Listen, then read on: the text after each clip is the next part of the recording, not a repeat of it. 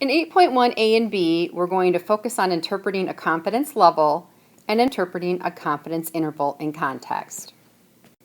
We are actually not going to conduct this mystery mean investigation, but I want to tell you the concept of it.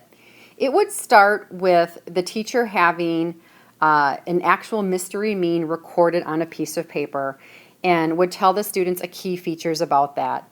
I would tell you what the standard deviation was and the size of the sample that I took from my population.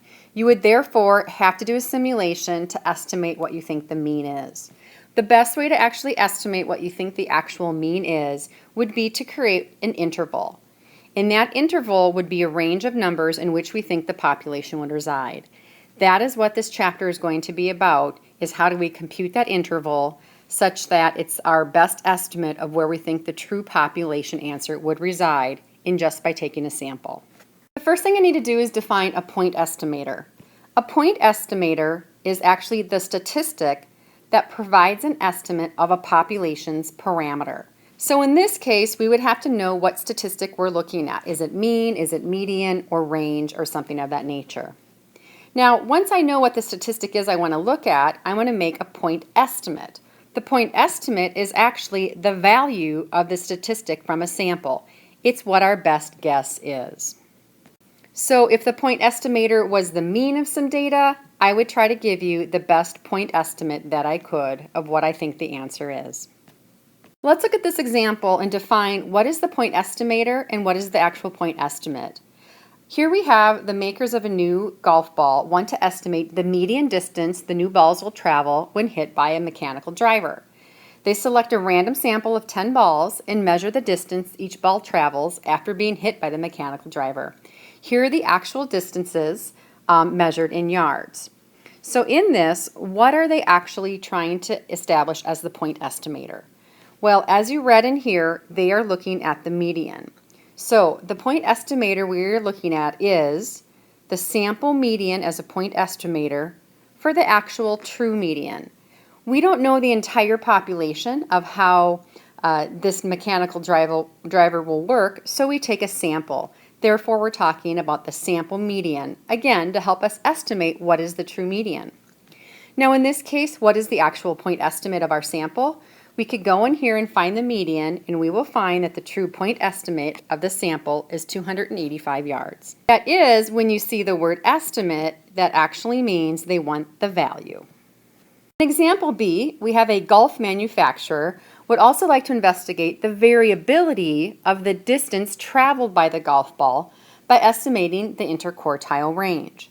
So in this case, what is the point estimator we're looking at, and then what is its actual point estimate from the data? The point estimator, they want to look at variability, but they're going to do that by looking at the interquartile range. So the estimator in this case is actually going to be the sample IQR as the point estimator for the true IQR. Again, we're going to take a sample in order to figure out what we think the true population's IQR is. Now, if we go back to the data, we will find Q3 and Q1. We'll subtract them. From there, our sample IQR is actually going to be 3 yards. Letter C. The math department wants to know what proportion of its students own a graphing calculator. So they take a random sample of 100 students and find that 28 own a graphing calculator. In here, what is the actual point estimator they are interested in? Well, it's the percent of students that own the calculator. So what we could say for the point estimator here is a sample proportion as the point estimator for the actual true proportion, P, of what we think the true proportion is for the entire math area. Now, what is the point estimate? Well, from here, 28 of 100 they found had the graphing calculator. So the sample proportion in this case, we would write as P hat, because it is our estimate, of 0.28. Here's a quick overview of various types of questions that might be investigated in this chapter. We may be asked about a Gallup poll scenario. Here in a recent Gallup poll says that 60% of the public favor stricter gun controls. That was a result based on a survey of 1,200 people.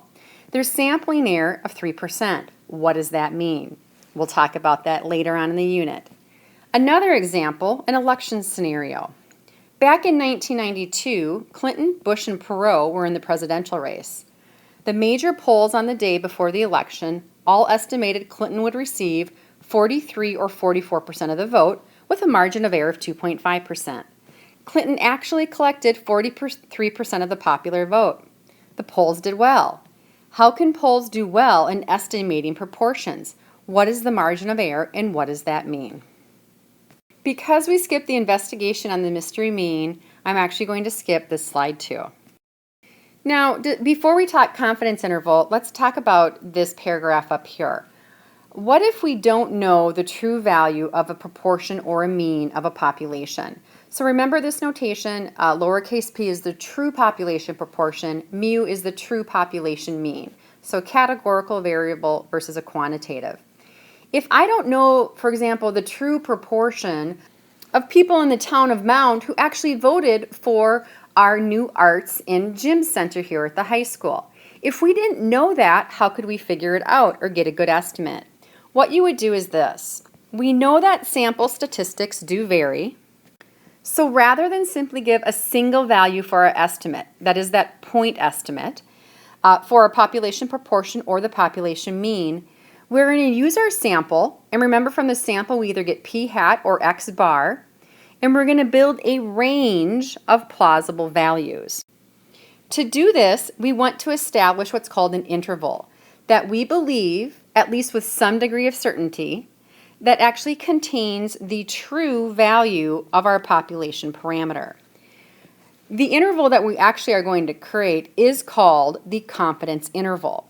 So what that is, a confidence interval, is really our best guess for a parameter. It's the best interval that we think the true population answer would reflect.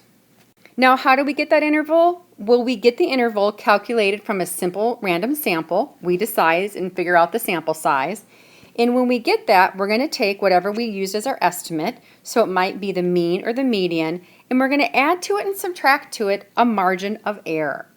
So, for example, if I thought the true proportion of the Mound residents that voted for our art center, if we took a survey and it came back that 70% said they voted, I'm going to also have to get a margin of error. Now, we'll end up getting this, but let's say, for example, the margin of error was another 2%. So plus or minus 2%. Well, this is a confidence interval. If I did 70% minus the 2, would be a 68%. And it would go all the way up to adding it for 72%.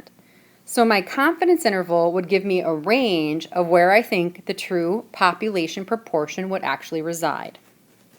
Well, the confidence interval is actually the calculated range. What is the confidence level? The confidence level in this case is the indicated percent of all intervals taken that capture the true population parameter. The most common percent we're going to use is actually 95%. However, a lot of the times you'll also see 90% used or 99%. But most of the times it's 95%. So we're going to be 95% confident that the confidence interval we constructed will capture the true population parameter. We're basically going to be giving ourselves a little bit of wiggle room to actually be wrong. So what you could say in here is the confidence interval is in C percent, maybe it was 95, so in 95% of all possible SRSs out there, the method would yield an interval that captures the true parameter we're looking for. Here's an example of maybe when you've heard a confidence interval and you didn't realize it. Here we have Garfield listening to the weather for tomorrow, and the weather forecaster comes on and says it's going to be between 40 below and 200 above. This person right here is trying to give themselves what we would call a 100% confidence level. Garfield's impressed though because this guy's never wrong. This range is probably much too wide and needs to be narrowed down. Do you really think we should create a 100% confidence interval? Well, if we created a 100% confidence interval, it means we know the population 100%. So really, in this case, we're probably surveying the entire population. And if you do that, you don't need to create a confidence interval because you know the exact answer. So a construction of a 100% confidence interval really does not make sense in statistics.